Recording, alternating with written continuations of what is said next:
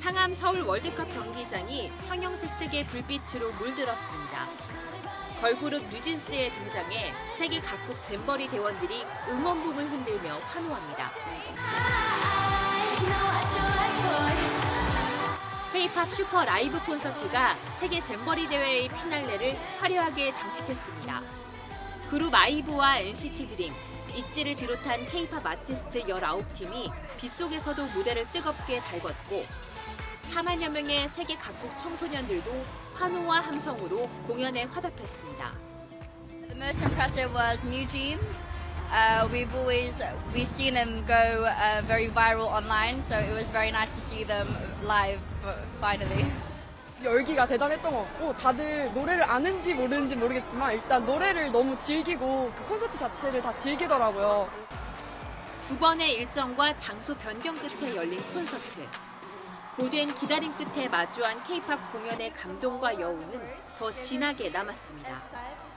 I've had a great time anyway, regardless of what's happened, so this was just a nice way to end it. Yeah, exactly. I'm the same as well. I think definitely we'll be looking to some more K-pop.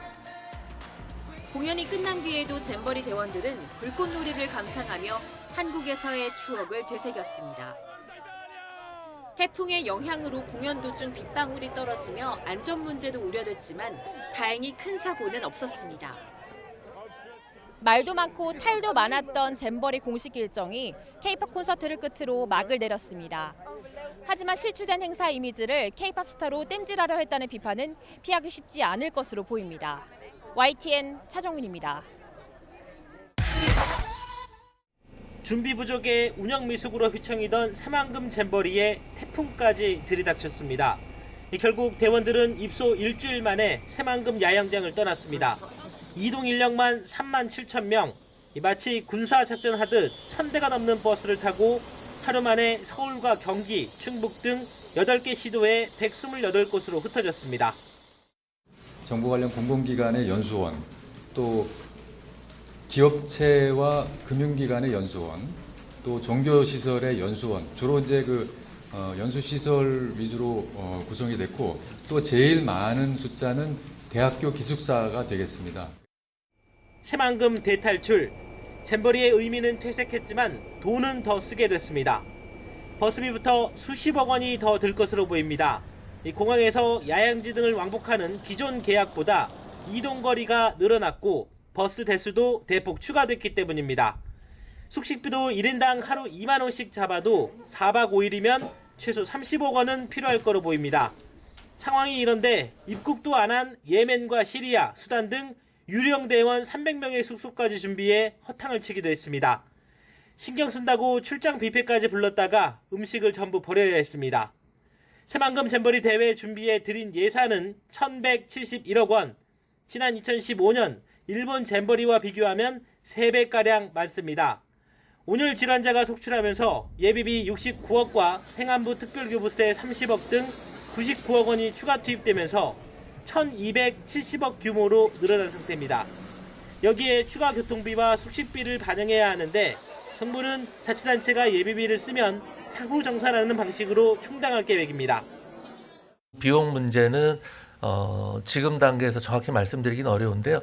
어쨌든 국가가 다 국가의 책임 아래 좀 다 이루어진다는 말씀을 드릴 수 있겠습니다. 하지만 비용 문제를 놓고 혼란은 불가피해 보입니다. 기관마다 숙식비에 대한 기준 등이 천차만별이고 장소를 옮긴 K-팝 콘서트 준비와 지역별 문화체험 행사비 등이 더해지면 청구서는 눈덩이처럼 불어날 수밖에 없습니다. 정부는 태풍이라는 재난 상황에 예산 지출은 불가피하다고 강조하지만 이미 적지 않은 예산이 투입됐는데 국민 세금을 또 지출하는 게 맞느냐는 비판은 부담이 될 수밖에 없습니다. YTN 이승매입니다. 윤석열 대통령은 여름휴가 첫날 잼버리 개영식에 참석해 어린 시절 스카우트 경험이 인생에 큰 힘이 됐다며 뜨거운 응원을 보냈습니다. 즐겁고 건강하게 즐기시고 대원들끼리 깊은 우정을 나누시기 바랍니다. 꿈과 도전을 강력하게 지지하고 응원하겠습니다. 여름밤 성대한 출발이 무색하게 폭염 속 온열 환자가 속출했고 화장실과 벌레, 배수 등 위생 문제까지 불거지며 축제는 세계적인 눈총을 받았습니다. 중앙정부는 69억 원 예비비를 긴급 투입한 데 이어 4만 명 수송과 숙박, K-팝 콘서트까지 일사불란한 K행정으로 유종의 미를 거뒀다고 자평하고 있습니다. 하지만 6년 준비 기간은 결과적으로 허송세월이었고 윤석열 정부 국정과제인 2030 부산엑스포에도 악영향을 끼쳤습니다. 이제 꼼꼼한 복귀, 나아가 심판의 시간입니다. 잼버리에 투입된 총 예산은 1,171억 원, 이 가운데 74%인 870억 원이 조직위원회 운영 사업비였고 시설비는 11%, 130억 원에 불과했습니다. 예산 내역이 정확히 있는 만큼 정부 여당은 공직 감찰과 감사원 감사, 나아가 강제 수사가 불가피하다는 입장입니다.